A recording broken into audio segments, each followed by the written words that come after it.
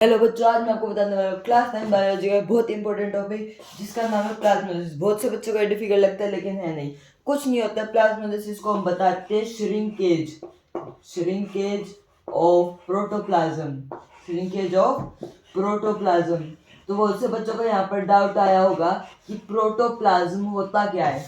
Protoplasm कुछ नहीं होता। प्रोटोप्लाज्म को अगर मैं डिफाइन करूँ, कुछ नहीं होता, ये living content of cell, living content of cell.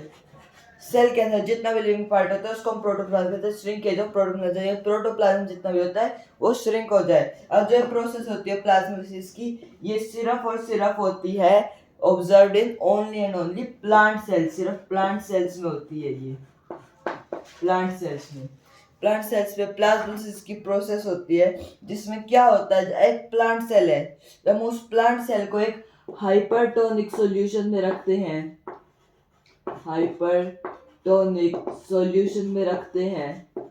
Hypertonic solution में रखेंगे तो आपने पढ़ा होगा, हमने हमारा पिछला लेक्चर देखा होगा, सेल को पर उसमें रखते हैं हाइपरटोनिक सॉल्यूशन तो सेल श्रिंक हो जाता है। अब सेल यहाँ पर श्रिंक होएगा, लेकिन यहाँ पर जो श्रिंक होएगा वो सिर्फ प्रोटोप्लाज्म श्रिंक होएगा, protoplasm living content of cell. अगर आपको पता हो कि जो ये प्लांट सेल होता है उसकी जो सेल वॉल होती है, उसमें सेल वॉल होती है प्लांट सेल में, और जो ये सेल वॉल होती है रिजिड होती है, नॉन लिविंग होती है, ये लिविंग नहीं होती है, रिजिड होती है। खुद सोचो, एक प्लांट है, प्लांट कहीं पर मूव नहीं कर सकता, उसको सारी कंडीशन झेलनी है, तो उसका एक एक्स्ट्रा कवरिंग ये जिसे कहते हैं सेल वॉल, तो वो सेल वॉल उसकी हेल्प करेगा। वो ही पिचक जाएगा तो उसकी सिक्योर नहीं हो पाएगा। तो हम यहाँ पर जो ये सेल वॉल रहेगी ये नॉन लिविंग होती है, रिजिड होती है, एकदम हार्ड होती है, इसको हम रखेंगे। तो इसके अंदर का, अब आप बताओ, मैं इसको इस पर रखूंगा तो बताओ कौन सी ऑस्मोसिस होगी। अगर आपने हमारा कल का लेक्चर देखा है तो आपको याद होगा इसमें कौन सी ऑस्मोसिस होगी जब यहाँ पर हाइपरटोनिक सॉल्यूशन में रखेंगे। वेरी गुड, वो होगी एक्सो ऑस्मोसिस होगी। एक्सो ऑस्मोसिस होगी तो सेल श्रिंक होएगा, लेकिन इसमें क्या होएगा, इसमें सिर्फ प्रोटोप्लाज्म ही श्रिंक होएगा, यानी सेल वॉल से दूर हो जाएगी। ये हमारी प्लाज्मा मेम्ब्रेन और ये सेल वॉल वहीं की वहीं रहेगी, वो हार्ड होती है, वो रिजिड होती है, नॉन लिविंग होती है, तो वो इसमें नहीं होएगी। इसमें सिर्फ श्रिंक होएगी, वो सिर्फ श्रिंक होएगी प्लाज्मा मेम्ब्रेन के साथ साथ अंदर का सारा living content, nucleus, mitochondria, Golgi apparatus, सारे ऑर्गेनेली सब श्रिंक हो जाएंगे और छोटे हो जाएंगे। ये प्रोसेस होती है प्लाज्मोलाइसिस की।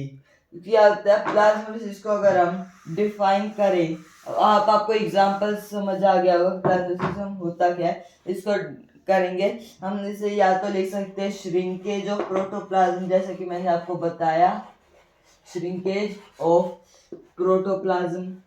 और अगर आप ये एग्जाम में लिखो श्रिंकेज ऑफ प्रोटोप्लाज्म, तो प्रोटोप्लाज्म को डिफाइन करके आना, ब्रैकेट में लिख के आना लिविंग कंटेंट ऑफ सेल, ठीक है, लिविंग कंटेंट ऑफ सेल या सेल।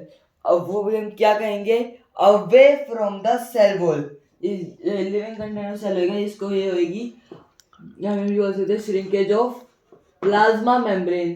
जो प्लाज्मा में श्रिंक होगी, अंदर की सारी ऑर्गेनेलीज खुद ही श्रिंक होगी, तो shrinkage of plasma membrane away from the cell wall, away from cell wall से दूर जाएंगी, तो ये होता है हमारा प्रोटोप्लाज्म, ये हमारा होता है प्लाज्मोलाइसिस। अब ये प्लाज्मोलाइसिस की जो प्रोसेस होती है, होप आपको ये समझ आई होगी।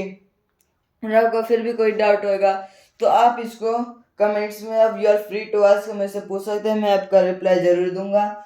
और ये प्लाज्मोलाइसिस आपको होप करता समझ आएगा। Thank you for watching, hope you like this video and subscribe for more such videos. Thank you.